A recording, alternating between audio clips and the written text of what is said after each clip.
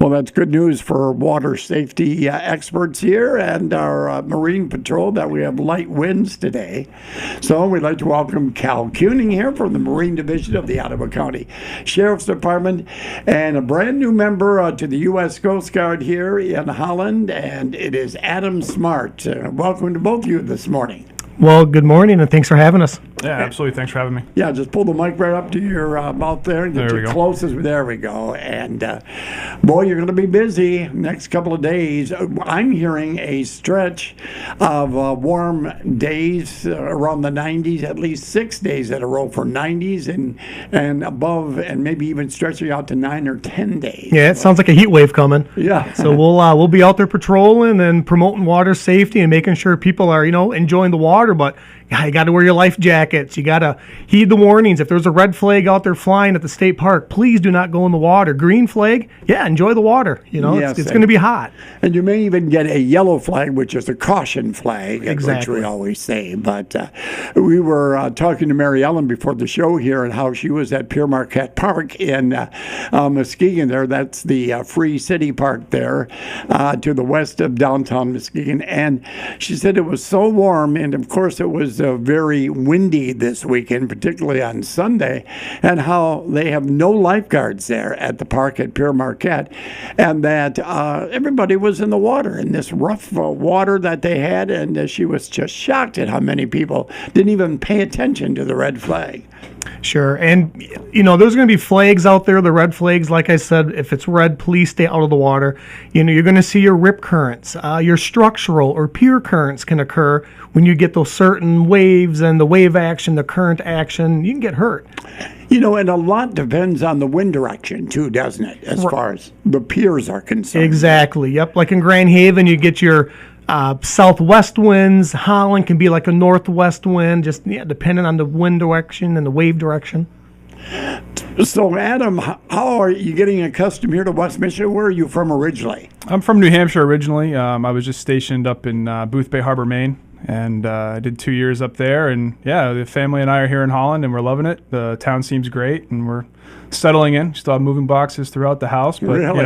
one box at a time type of thing. So very recent move-in, then, as you told us. And, Yep.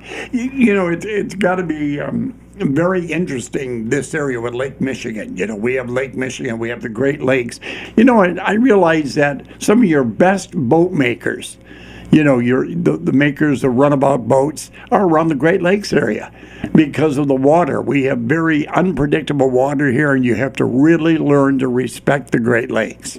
Absolutely, yeah. I mean, in my short time here, I have very little experience with the Great Lakes overall, but I've definitely, in the few years that I've been on the Great Lakes, it's, I've learned to appreciate the dangers that come with it. And, some people, I think, fall into a false sense of security as far as, it's a lake, but, it's not the ocean, but it's just as dangerous, and it has, just as many challenges, if not more. Yeah, you got to respect the power of the lake, definitely. Yes, and you got to respect the weather because something could pop up at any time. Sure.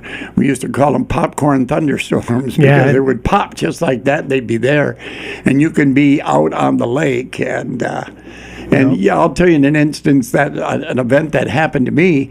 One of my big fantasies was to have a boat to be down in the cabin and be playing Trivial Pursuit at night with the gang. Sure. We decided to do that, and we did that one night. And we had a bunch of us, I think 8 or 9 or 10 people. And a couple people were up above, And one of our friends said, "Should we be worried about this lightning headed for us right now?" I said, "What?" And sure enough, here comes the storm. And this was the storm that went through Rockford and did a lot of wind damage in Rockford, Michigan. Oh, okay. We were on the southern end of it, and we raced that wind line right to the channel. And of course, we got back to, I believe it was the Aldeans Sure. Yep. on the north side here by Anchorage Marina. And the moon comes out. I said, "I'm not going out again." And we had just put the boat in dock, and everything. But Check the weather, check the buoys. I text the buoy in regards to it's off of Port Sheldon. Wind direction, wave direction. The water temperature, air temperature. Always check the weather before you go out and have a float plan. If something does happen, let somebody know where you're going to be, what time you're going to arrive back. That way, if you're not back at that time, people can start looking, call 911. So have a float plan. You talk about rip currents. We used to call them undertows, right? I did too growing up. Yeah, undertows. It was always an undertow. It was that water pulling you right back out into the sea, and you just didn't want that.